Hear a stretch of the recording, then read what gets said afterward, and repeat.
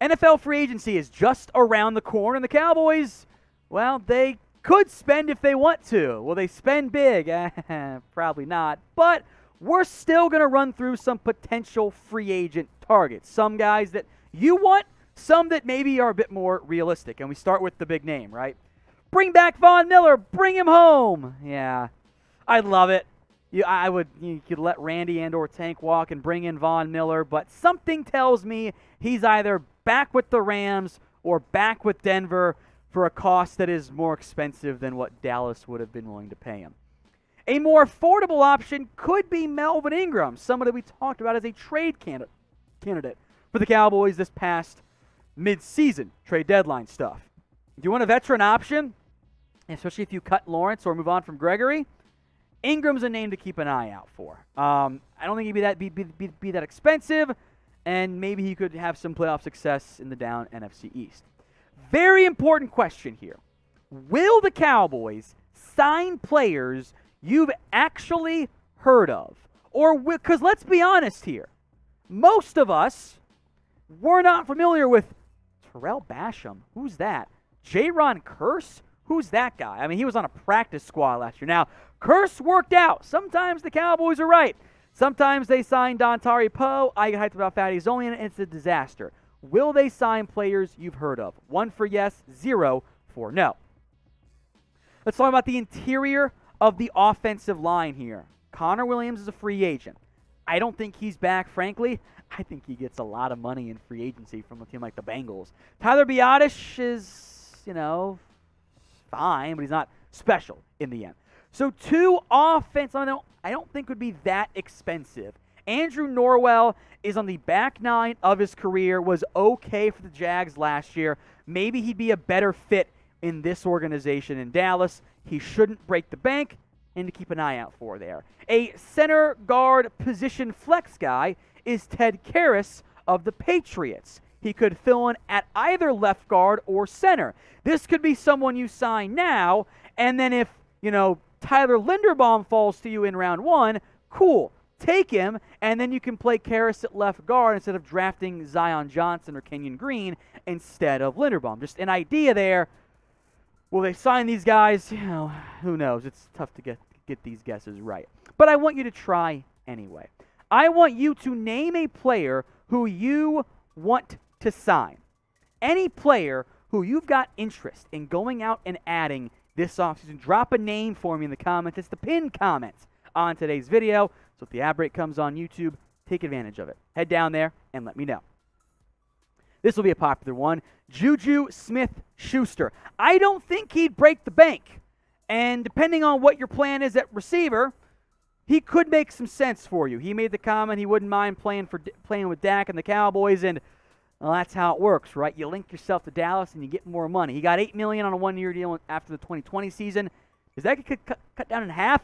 $5 million is doable for this organization. They have been willing to spend that in the past, even with a smaller salary cap. They do it for Randall Cobb, for example.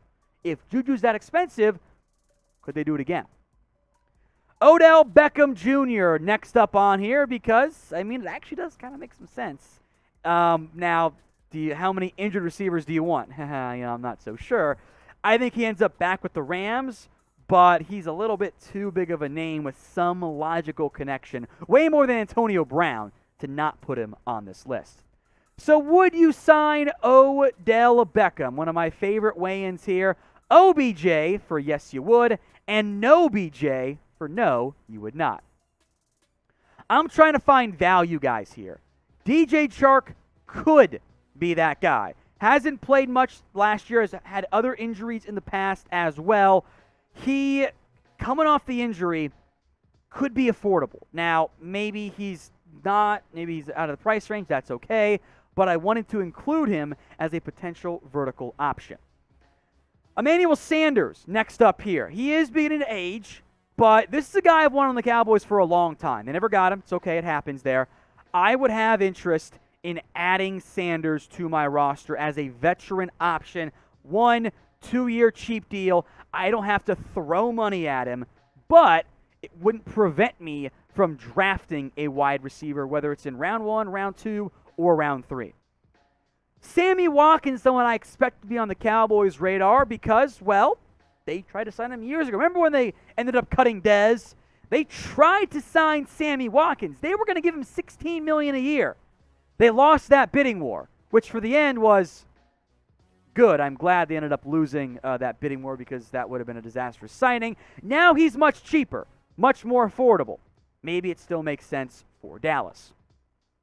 The Cowboys Report is now on Rumble. We are going to dominate that video platform just like we're dominating YouTube right now.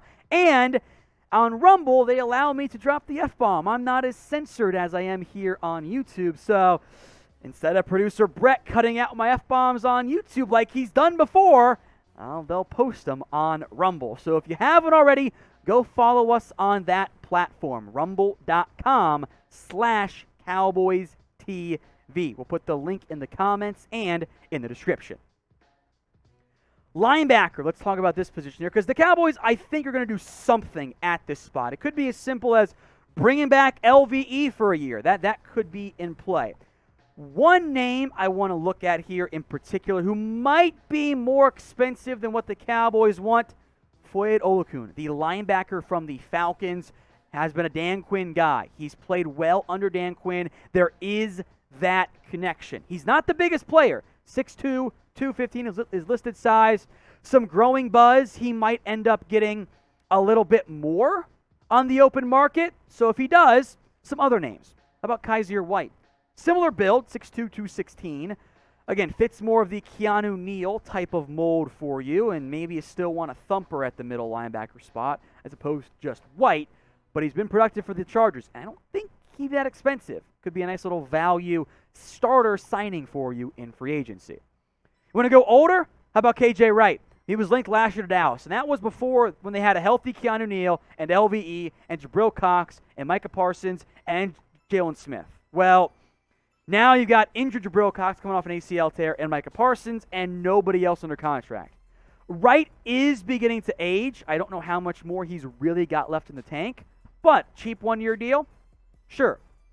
You knew he was going to be on here. His teammate, Bobby Wagner. I'm not going to get my hopes up. They should go sign him, though. They really should. Wagner is no longer prime Bobby Wagner, but he's a good football player. Is he going to be an elite coverage guy? No. Is he better than what you've had at linebacker, not named Micah Parsons for several years? Oh, hell yeah. So I want honest answers here in the comments. Don't lie to me.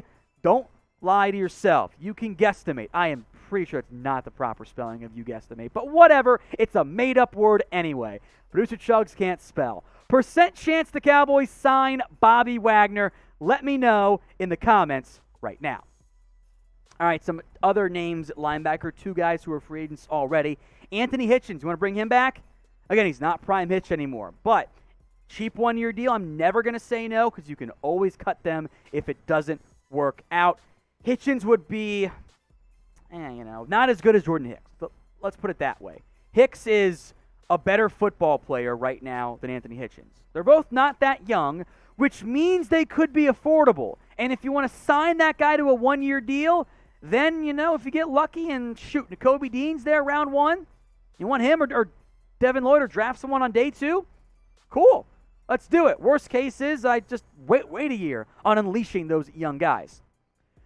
Defensive line time now. Foley Fatukasi, the run-stopping defensive tackle from the Jets. I will not give up on fatties only. I refuse to do so.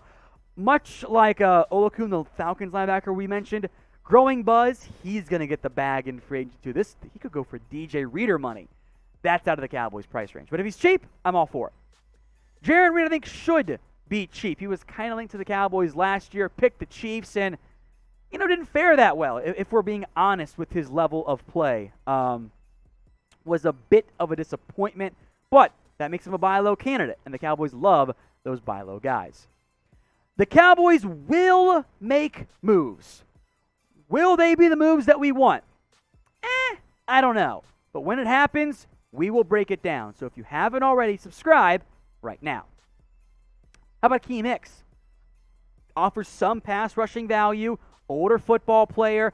Will be interested in teams that run more of a 3-4 scheme. Big guy. I mean, he's 6'4", 335, and he moves better even at his advanced age than you would think for a player of that size. Vikings have been linked to him. Maybe he goes there, but I'd call. Harrison Phillips, my second to last defensive lineman here. Bowling ball build, 6'3", 307.